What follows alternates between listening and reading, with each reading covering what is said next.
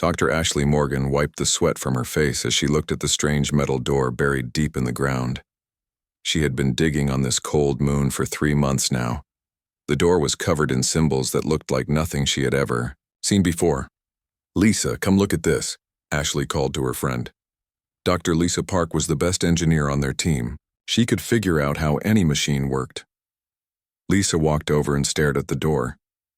"These symbols are really old, maybe thousands of years old. And look at this metal.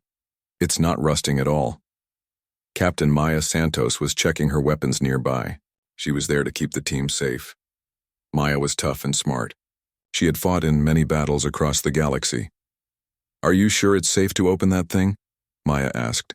Ashley nodded. "We've been scanning it for weeks. No dangerous radiation. No traps that we can find. But there's definitely something big behind this door." The 3 women had been working together for 2 years. They were part of a human team that looked for old alien ruins. Humans were new to space compared to other races, but they were curious and brave. They wanted to learn about the civilizations that came before them. Lisa pressed her hand against the door. It felt warm. There's still power running through this thing. After all these years, it still has power. Suddenly, a bright light appeared above them. A small ship was landing near their camp. Ashley frowned. They were not expecting any visitors on this empty moon. 2 tall figures stepped out of the ship. They had pointed ears and pale skin. Their hair was long and silver. Ashley knew they were elves. Elves were one of the oldest races in the galaxy. They thought they were better than everyone else. The first elf woman walked toward them. She wore fancy blue robes. Her eyes were cold and angry. "I am Lyrelei Starweaver. I demand that you stop this dig right now." Ashley stood up straight. She was not afraid of elves. "This is human territory. We have every right to be here." "You have no idea what you are playing with," Lyrelei said. "This place is sacred to my people. You must leave at once." The second elf was younger and quieter. She had kind green eyes. "My name is Sylviana Moonwhisper," she said softly. "Please understand. This place holds great danger." Maya moved her hand to her weapon. "What kind of danger?" Before anyone could answer, another ship appeared in the sky. This one was different. It looked like it was made of crystal. The ship landed smoothly next to the elf ship. 2 strange creatures came out. The first one looked like she was made of living crystal. Her body was blue and clear. Light moved through her like water. "Greetings. I am Zara 9 of the Vorthan people." The second creature looked like a giant bug. She had 6 arms and big black eyes, but when she spoke, her voice was gentle. "I am Calyx. We detected strong energy signals coming from this place." Ashley was confused. Why is everyone so interested in our dig site?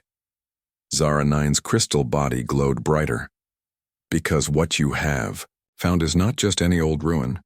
According to our records, this is the tomb of King Ethon. He was the first king of the Elven Star Empire." Lyrelei's face went white. "That's impossible. The location of King Ethon's tomb was lost 3,000 years ago. Yet, here it is," Calyx said. Her bug-like head turned to look at the door. "And the energy readings are growing stronger." Lisa checked her scanner. "She's right. The power levels have doubled since these ships arrived." Sylviana stepped closer to the door. "If this really is King Ethon's tomb, then his armor must be inside. The armor was said to have great power." "What kind of power?" Maya asked. Lyrelei did not want to answer, but Zara 9 spoke instead. "The armor was made to fight an ancient enemy. An enemy that wanted to destroy all life in the galaxy." Ashley felt excited and scared at the same time. "We have to open it. Think of what we could learn." "No," Lyrelei shouted. "Some things should stay buried. The old stories warn of great danger if the armor is disturbed." But Ashley was already walking toward the door. She had spent her whole life studying the past. She could not walk away from the greatest discovery in human history. Lisa followed her friend. "If we're going to do this, we need to be careful." "Let me scan for traps first," Maya kept her weapon ready. She did not trust the elves, and the crystal woman and bug creature made her nervous too. Lisa ran her scanner over the door. I'm not finding any traps, but there's a lot of energy behind this door, more than our ship's reactor produces. The door will only open for someone with royal blood, Sylviana said quietly. Lyrelei glared at her. Be quiet. You don't know what you're talking about. But Zara 9 was studying her crystal scanner. Actually, that's not true. The door will open for anyone, but it needs a specific energy pattern to activate. Ashley pressed her hand against the door where Lisa had touched it. Nothing happened. Then Lisa tried. Still, nothing. Maya was about to try when Sylviana stepped forward. May I? Lirelei grabbed her arm. Don't you dare. But Sylviana pulled free and placed her hand on the door. The symbols began to glow. The door made a deep humming sound. Then it started to slide open. Cool, air rushed out from inside. Ashley shined her light into the darkness. She could see steps going down into the ground. Amazing, Lisa whispered. The air is still fresh after 3,000 years. They all stared into the tomb. Even Lyrelei seemed curious now. Ashley took the first step inside. The walls were covered, in more glowing symbols. But what made everyone gasp was what they saw at the bottom of the steps. In the center of a round room stood a suit of armor on a stone platform. The armor was beautiful and terrible at the same time. It was made of black, metal that seemed to drink in light. Blue energy flowed through lines carved into the metal. The helmet had the shape of a crown. King Ethan's armor, Sylviana breathed. Ashley walked closer to it. She could feel power radiating from the armor like heat from a fire. Her scanner was going crazy with readings she had never seen before. Don't touch it, Lirelei warned. But Ashley was already reaching out her hand. The moment her fingers touched the armor, everything changed.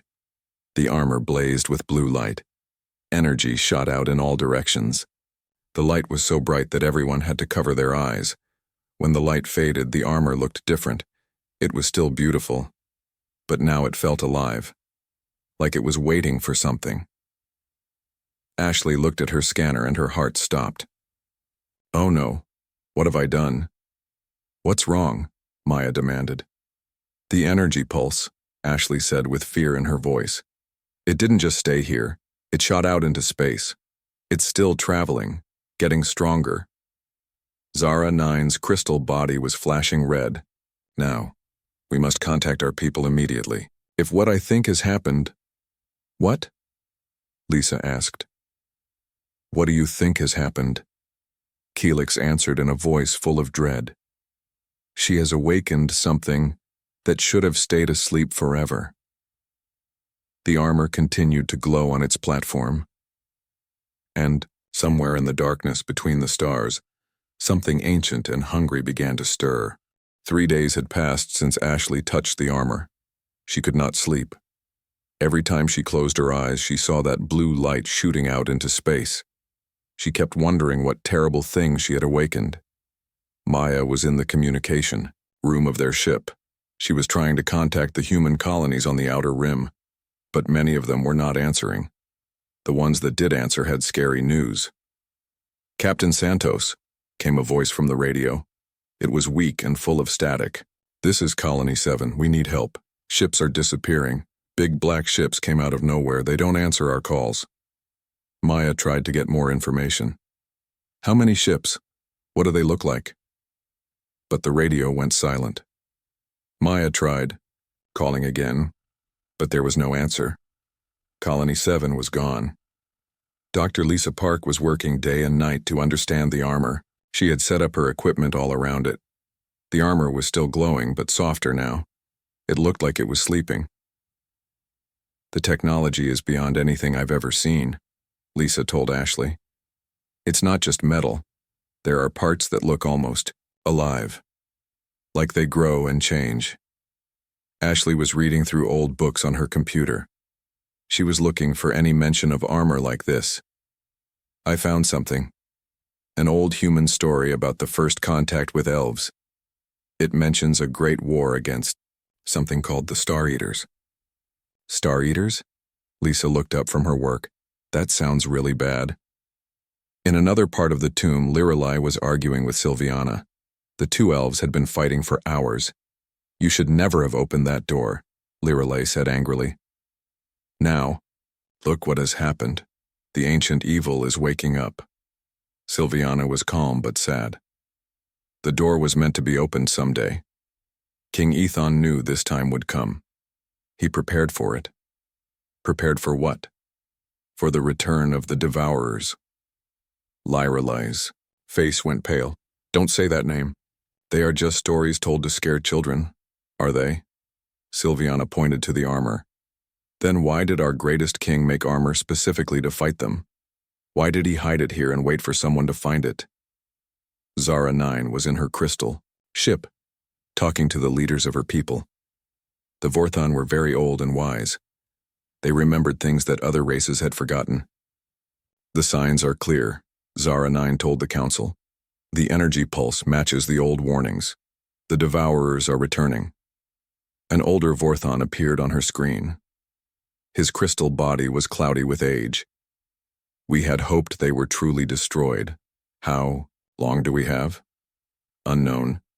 But they will start with the outer colonies. They always consume the weak first, then grow stronger. Calyx was studying the symbols on the tomb walls. Her 6 arms let her work on many things at once. She was very good at solving puzzles. These symbols tell a story, Calyx said to the others. Long ago, there was a great alliance. Elves, humans, Vorthons, and many other races. They fought together against the Devourers. Humans? Maya looked surprised. But humans just got to space a few hundred years ago. No, Calyx said. According to this, humans have been in space much longer. But something happened. Some great disaster. Humans forgot their past and had to start over. Ashley felt a chill. Are you saying we've fought these Devourers before? Yes, and you helped defeat them. But now they're coming back, and most races have forgotten how to fight them. Maya's radio crackled to life again. This time it was a different colony. This is Colony 12. We see them. Oh God, they're huge. Black ships that seem to eat light. They're not attacking yet, they're just watching us. Then the radio went silent again. Lisa was getting more worried as she studied the armor. The energy patterns are changing. It's like the armor is responding to something far away. Ashley walked closer to the armor. She could feel it pulling at her like it wanted her to touch it again. Maybe it's responding to the Devourers. Maybe it knows they're coming. Don't even think about it, Lirelai warned. That armor killed everyone who tried to wear it. Even King Ethan died when he used its full power. But he won the war, Sylviana said softly. He saved everyone. Maya got another radio call. This one was from the human military headquarters.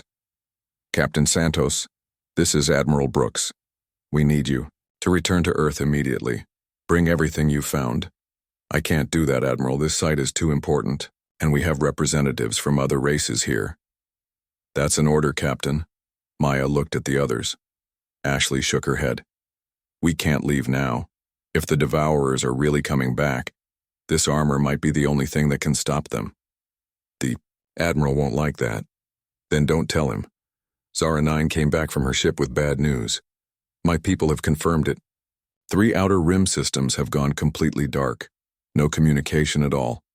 The Devourers are consuming everything in their path. Calyx had finished reading more of the symbols. I found something important. The armor doesn't just make the wearer stronger. It connects them to something called the network of stars. It lets one person command fleets across the entire galaxy. Like a super advanced communication system? Lisa asked. More than that. It shares thoughts and feelings. The person wearing the armor can see through the eyes of every ship captain, every soldier. They become the mind that guides the entire war effort. Sylviana stepped closer to the armor. But the cost is terrible. The armor feeds on life force. The person wearing it will burn out like a candle. Lirelai grabbed her arm again. Which is why no one should wear it. There has to be another way. Ashley was thinking hard. What if we could modify it? Lisa, Could you find a way to reduce the drain on the wearer? Maybe, but I'd need time to study it more, and I'd need to understand exactly how it works. Maya's radio buzzed again. This time the voice was panicked. This is Colony 15, they're attacking. The black ships are firing some kind of energy beam. It's not destroying our ships, it's changing them. Our own ships are turning against us. The transmission ended with screams. Ashley made a decision. We need to work together, all of us. Humans, elves, Vorthans, everyone, just like the old alliance. The elves will never agree to that, Lyrelay said. They think they're better than everyone else. Some elves think that, Sylviana corrected, but not all of us. Zara 9's crystal body was glowing with determination. The Vorthans will fight. We remember what the Devourers did to our worlds before. Calyx nodded her bug-like head. My people, our warriors and scientists, we have weapons that can hurt them, but we'll need someone to coordinate the defense. Everyone looked at the armor. It sat on its platform glowing softly, waiting for someone brave enough or foolish enough to wear it. Ashley reached out her hand again, but this time, Sylviana caught her wrist. Not you, the elf said. If anyone is going to wear it, it should be someone who understands the old ways, someone who knows the cost. You mean yourself? Sylviana nodded. I've studied the old stories my whole life. I know what King Ethan sacrificed. If it must be done again, then let it be done by someone who chooses it willingly. Maya's radio crackled one more time. This is Admiral Brooks, Captain Santos. Respond immediately. We've lost contact with the entire Outer Rim. Something is out there and it's coming this way. Maya looked at the others. How long do we have? Zara 9 checked her crystal scanner. Based on their speed through the outer colonies, maybe 2 weeks before they reach the core systems.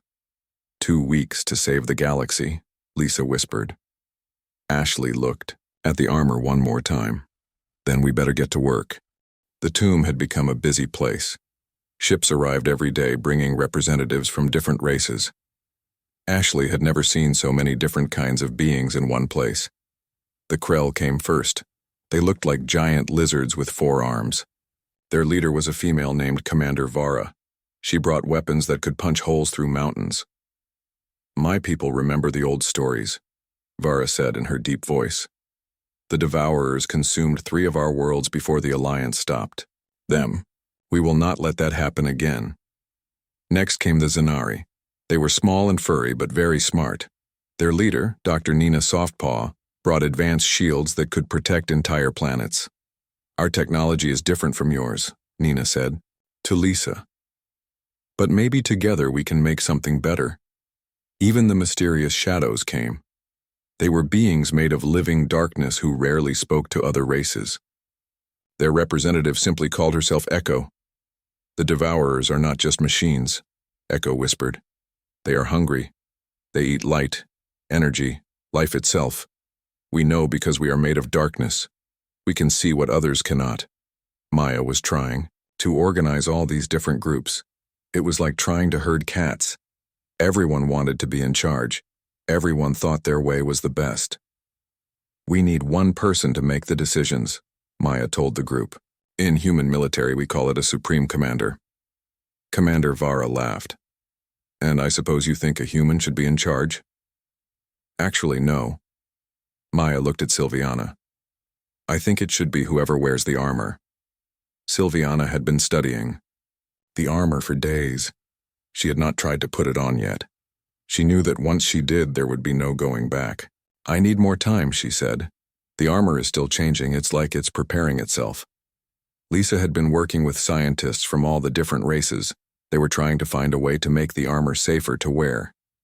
The neural feedback is the biggest problem, Lisa explained. The armor connects directly to the brain. It sends so much information that most brains just burn out. Dr. Nina Softpaw had an idea. What if we don't try to reduce the information? What if we make the brain stronger instead?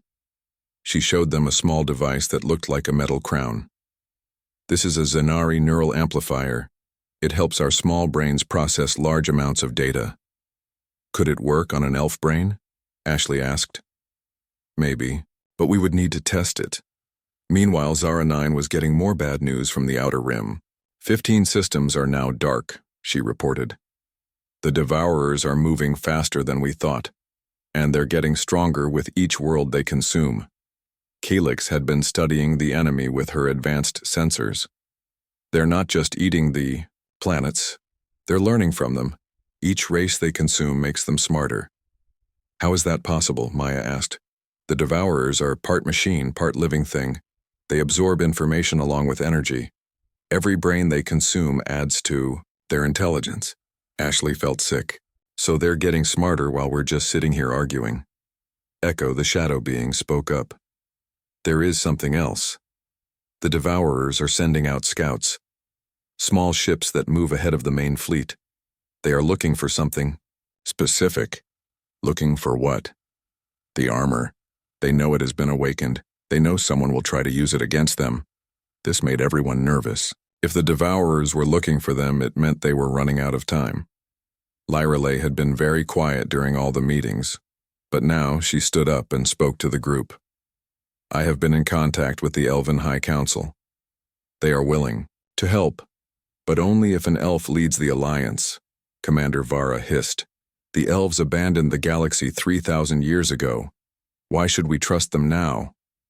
Because we know the most about fighting the Devourers, Lyreley said proudly. Our ancestors led the last alliance. And where are your ancestors now? Maya asked. Dead.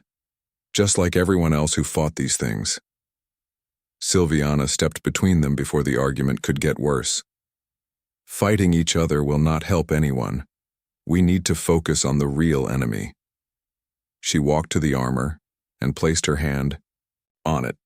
The blue glow got brighter. I can feel something through the armor. A darkness spreading across the galaxy. It's cold and hungry and it hates all life. Dr. Nina Softpaw brought over the neural amplifier. If you're going to try this, you should use this. It might help protect your mind. Sylviana took the device and looked at it. It was surprisingly light. How does it work? You wear it like a crown. It creates a buffer between your mind and outside information. Think of it like a filter. Lisa was checking her scanners. The armor's energy levels are climbing again. I think it knows the enemy is getting closer. Ashley was reading more old records on her computer. I found something interesting. The last time the Devourers came, they didn't attack all at once. They sent messages first. What kind of messages? Surrender demands. They would tell a planet to give up, and if the planet refused, they would destroy it. But if the planet surrendered, they would just absorb everyone peacefully. Commander Vara spat. Peaceful absorption. That's a nice way to say they eat. You. Suddenly, every communication device in the tomb started making noise at the same time. Maya grabbed her radio. Lisa checked her computer. Zara 9 looked at her crystal scanner. They were all receiving the same message. A cold, mechanical voice, spoke in perfect translation for each race. People of the galaxy. We are the Devourers. We have returned to complete what we started long ago. You have something that belongs to us. Give us the armor of the first king, and we will make your end quick. Resist, and we will make you suffer for eons before we consume you. The message repeated 3 times, then stopped. Everyone in the tomb was silent. Even the brave warriors looked scared. How did they know about the armor? Maya asked. Echo answered. The energy pulse when it was awakened. It told them where to find it. They have been following that signal like a trail. Ashley looked at all the different races represented in the tomb. So what do? Do we run? Do we hide? Do we fight? Commander Vara stood up straight. The Krell do not run. Dr. Nina Softpaw nodded. The Zenari have already lost too much to these monsters. Zara 9's crystal body blazed with light. The Vorthans will not abandon the galaxy again. Even Echo whispered. The shadows remember the old darkness. We will not let it return. Maya smiled, and humans are too stubborn to give up. All eyes turned to the elves. Lyreley looked uncertain, but Sylviana stepped forward. The elves will fight. but not because we think we're better than everyone else. We'll fight because this is our home, too. She picked up the neural amplifier and placed it on her head like a crown. And if someone has to wear the armor to coordinate our defense, then it should be me. Are you sure? Ashley asked. You know what it might do to you. Sylviana smiled, sadly. King Ethan knew the price when he put on this armor. He did it anyway because some things are worth dying for. She reached for the armor, but Lisa stopped her. Wait. Let me make one more adjustment.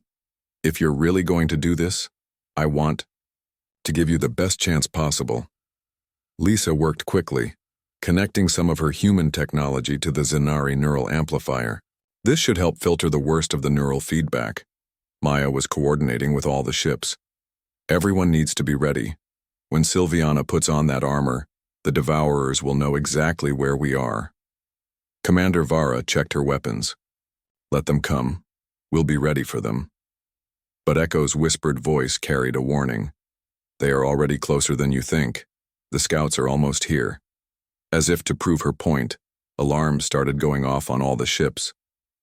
Enemy contacts were appearing on the edge of the star system. 3 ships, Maya reported. Small ones. Moving fast. Sylviana took a deep breath and reached for the armor. Then it's time. The fate of the galaxy was about to rest on the shoulders of one young elf who was willing to sacrifice everything to save everyone. Sylviana touched the armor and everything changed. Blue lightning ran up her arms and through her body. She screamed as the metal flowed over her like living water. In seconds, she was completely covered in the black and blue armor. Then she went, silent. Her eyes closed. For a moment, Ashley thought the armor had killed her. But then Sylviana's eyes opened again.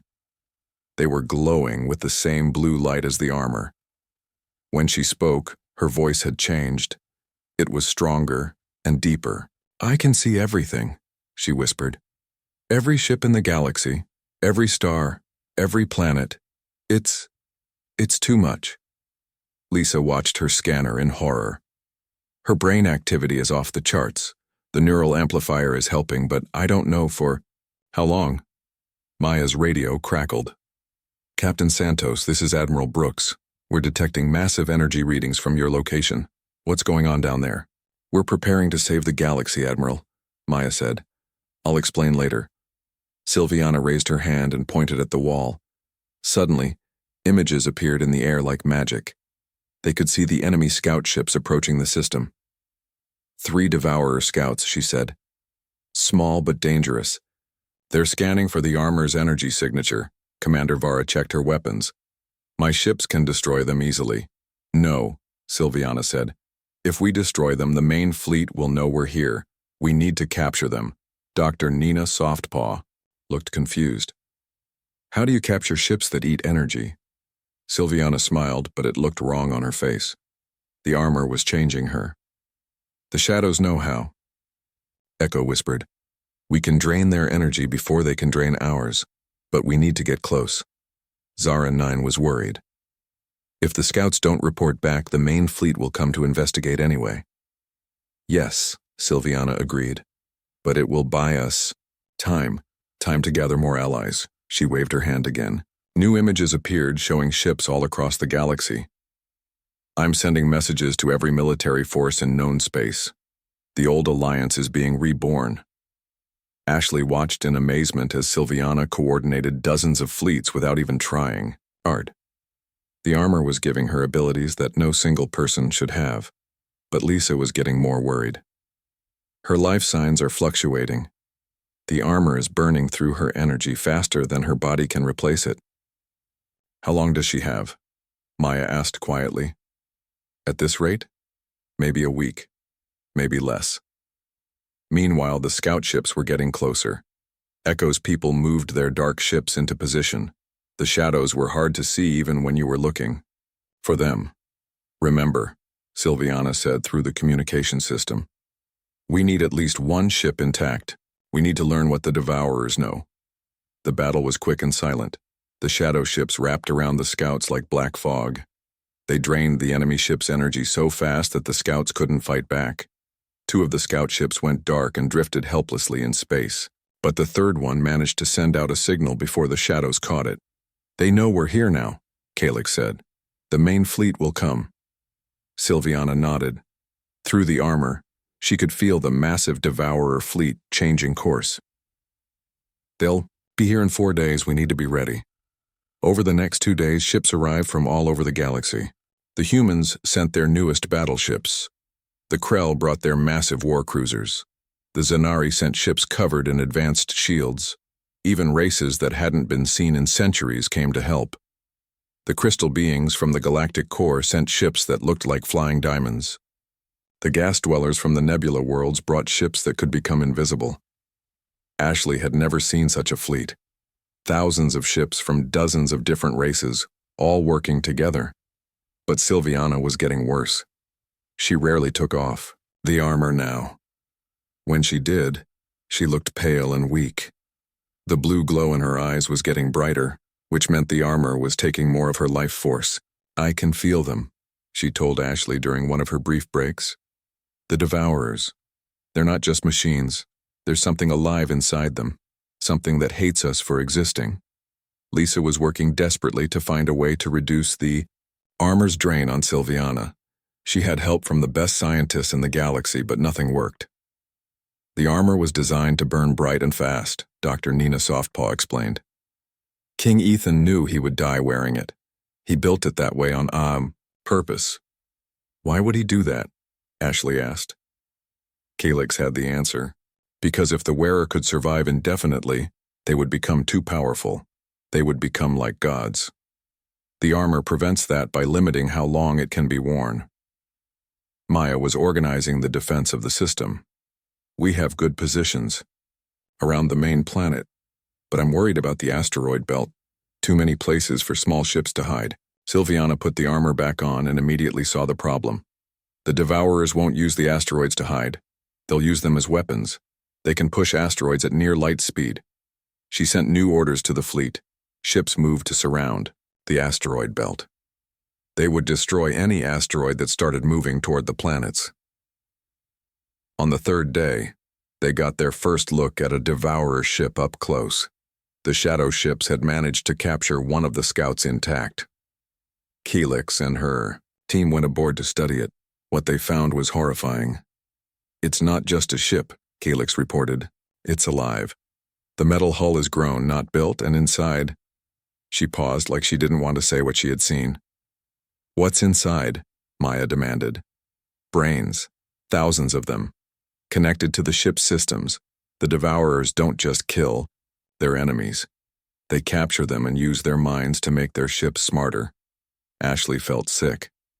"So every Devourer ship is crewed by the enslaved minds of their victims." "Yes, and the main fleet has ships the size of moons.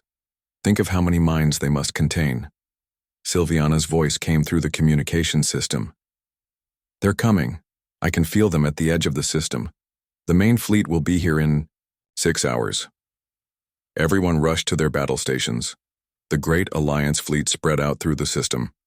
Humans, elves, Krell, Zanari, Vorthans, Shadows, and dozens of other races, all working together. But as the enemy appeared on their scanners, even the bravest warriors felt fear. The Devourer fleet was enormous, ships as big as cities, ships as big as continents. And in the center of the fleet was something that made everyone's blood run cold. "Is that what I think it is?" Maya whispered. Sylviana's voice was grim. "It's a planet ship. They've hollowed out an entire world and turned it into a weapon. There must be billions of enslaved minds inside it." Ashley looked at their own fleet. It was impressive, but compared to what was coming, it seemed tiny. "Can we win?" she asked.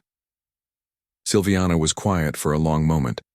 When she spoke, her voice was sad, but determined. King Ethan faced odds just as bad. He won, but it cost him everything.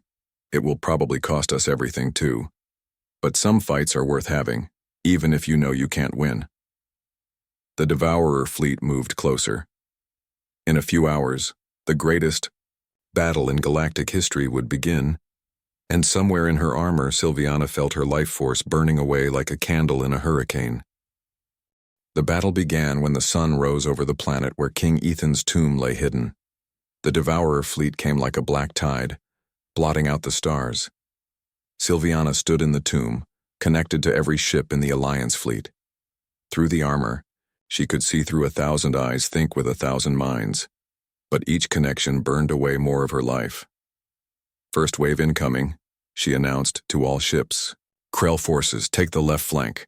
Zanari shields to maximum power. Shadows begin hit and run attacks on their smaller ships. The space around the planet exploded with weapons fire. Human missiles streaked toward enemy ships. Krell energy cannons punched holes through Devourer hulls. Zanari shields deflected return fire. But the Devourers adapted quickly. After the first few minutes of battle, their ships began changing. Their hulls grew thicker where weapons hit them. Their own weapons shifted to match the frequency of the Zanari shields. They're learning from us, Commander Vara reported. My cannons are doing less damage with each shot. Dr. Nina Softpaw was managing the shield networks. Our barriers are failing. They've figured out how to disrupt our energy patterns. Sylviana could feel the tide of battle turning against them. The armor showed her every detail of the fight. She saw good ships dying. She felt the fear of brave crews as their vessels were consumed by enemy fire. Maya was commanding the human forces from her ship. We need a new strategy. Fighting them head-on isn't working. Ashley was still in the tomb with Sylviana. She watched her elf friend growing paler by the minute. The blue glow in her eyes was so bright now that it hurt to look at them. Sylviana, you need to rest. Take off the armor for a few minutes. Can't, Sylviana whispered. If I disconnect now, the fleet will fall apart. Everyone will die. Lisa was monitoring Sylviana's life signs. Her heart is failing. The neural strain is too much. Calyx had discovered something important from studying the captured scout ship. The Devourers have a weakness. Their ships share a collective intelligence. If we can disrupt their central command, they'll become confused. Where is their central command? Sylviana asked. In the planet ship, the biggest one in the center of their fleet. Ashley looked at the images Sylviana was projecting. The planet ship was enormous. It would take their entire fleet just to damage it. There has to be another way, Ashley said. Lyrelai had been quiet during most of the battle, but now she stepped forward. There is another way, but it requires a sacrifice none of us want to make. She pointed to symbols on the tomb wall that no one had noticed before. These tell the story of King Ethan's final battle. He didn't destroy the Devourers by fighting their ships. He did something else. What? Maya demanded over the radio. He used the armor to connect directly to their collective mind. He infected them with a virus, a thought virus that made them turn on each other. Ashley felt cold. What happened to King Ethan? The connection destroyed his mind. But it worked. The Devourers destroyed themselves. Sylviana was thinking hard, despite the pain the armor was causing her. I could do the same thing, but I'd need to get close to the planet ship. That's suicide, Maya said. Their defenses would destroy any ship before it got within 1,000 kilometers. Echo's whispered voice came through the communication system. Not any ship.